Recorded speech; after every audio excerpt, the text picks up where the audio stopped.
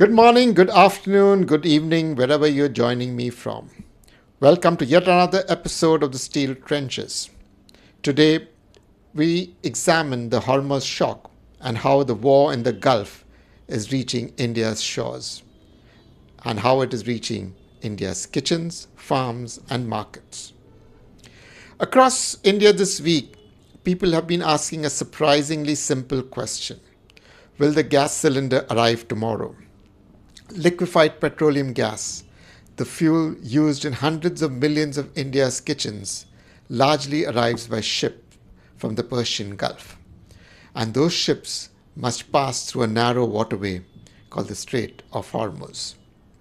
Today, that corridor sits at the center of the war between the United States, Israel, and Iran. Oil prices have surged over $100 a barrel. More than 100 cargo ships are stranded in the Gulf. And for a country like India, which imports about 85% of the oil it consumes, the consequences are immediate. The war is now reaching India through four powerful channels: energy, food and fertilizers, global trade, and financial markets. Let's examine each of them. Let's start with energy. India is the second largest importer of LPG in the world and the third largest importer of crude oil. LPG consumption has surged over the past decade because the Indian government has launched a massively successful program to modernize rural kitchens. Over 300 million households that once cooked with firewood or cow dung were given LPG connections under the scheme called Ujjwala. The number of households using LPG has tripled over the last 10 years. It was a major public health improvement, but it also increased India's dependence on imported gas. Much of that gas comes from the Gulf. When traffic of tankers slows through Hormuz, anxiety naturally spreads quickly. Rumors of shortages have triggered hoarding, queues have appeared outside distributors, and suddenly a geopolitical crisis thousands of kilometers away has begun to shape what millions of Indians could cook for dinner. Now let's look at oil, which is an inflation machine. The impact of higher crude oil prices does not stop with cooking gas. Oil is described as a lubricant of the modern economy. Diesel powers the trucks that move goods across India. Jet fuel powers aircraft carrying passengers and cargo. Petroleum products are used across manufacturing. When oil prices rise, freight becomes more expensive. Travel becomes more expensive. Businesses face higher energy costs. Input costs rise. And those costs eventually show up in the prices consumers pay. In other words, when oil crosses $100 barrel, it quietly pushes up the cost of almost everything in the economy. Now let's look at fertilizers and food. The energy shock is reaching something even more fundamental: agriculture. India imports key fertilizer inputs including urea, ammonia, and sulfur from Middle East producers. These chemicals are produced largely from natural gas.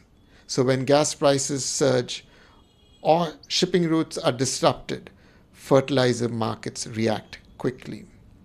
When fertilizer prices rise sharply, farmers face higher costs. Crop production becomes more expensive, and food prices eventually rise. Think about the chain reaction. War in the Gulf raises energy prices. Energy prices affect fertilizer production. Fertilizer costs affect agriculture. And agriculture ultimately determines what millions of Indians pay for food. So far, we have now seen the war and how it is hitting India through energy, transport costs, and fertilizer supply chain. But the shock does not stop here. it is spreading through global trade routes. More than 100 cargo ships are currently stranded inside the Persian Gulf, unable to move safely to the Strait of Hormuz. Major shipping companies have suspended routes into this region. Cargo that was meant for the Gulf market is being diverted across the Indian Ocean. One European shipping company carrying thousands of cars for the Middle Eastern buyers has been forced to unload its cargo in Kenya. Containers have been offloaded in Mumbai port, creating congestion. Shipping costs are surging. The price of sending a container from Mumbai to Nhava Sheva has jumped more than 50% since the war began 14 days back. And those costs will eventually appear in the prices consumers pay. What has begun as an energy crisis is quickly becoming a global trade disruption. The final channel is financial. Whenever geopolitical crises erupt, investors tend to do two things. They sell risk and they seek safety. Stock markets become volatile. Investment decisions slow. Capital moves towards safe haven assets such as gold and the US dollar. India faces yet another vulnerability. Nearly 9 million Indians live and work across the Gulf states. Their remittances bring about 130 billion into India each year, the largest remittance inflow in the world. Those dollars help finance imports and stabilize India's balance of payments. If Gulf economies weaken or workers begin returning home, remittances could slow. That would create a dangerous combination. On one hand, India's oil import bill will inevitably rise, but the inflow of dollars from remittances could also fall. More dollars going out, fewer dollars coming in, and eventually the pressure would show up in one place, the Indian rupee. There is another significant danger lurking behind all this. Economists call it stagflation. It is a word that has haunted policymakers during the oil shocks of the 1970s. Stagflation happens when two things occur at the same time. Prices rise, but economic growth slows. Energy shocks are the classic trigger. Higher oil prices raise costs across the entire economy, but households facing higher fuel and food prices reduce spending. Demand weakens, growth slows, prices rise while growth stalls. History offers a warning here. In 1973, the Arab oil embargo triggered a global energy crisis. Oil prices quadrupled, inflation surged across the globe, and many economies fell into recession. Today's crisis is different in many ways. Sources of energy are more diversified. There is a diversification to renewable energy as well. But it is a reminder that oil still plays a very important role. And if anything, the oil consumption since 1973 has significantly increased.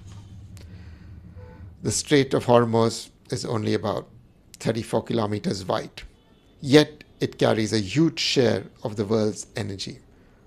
More than 20% of the oil flows through this channel, which means the global economy depends on this fragile choke point. When it is threatened, the consequences are traveling far beyond the battlefield.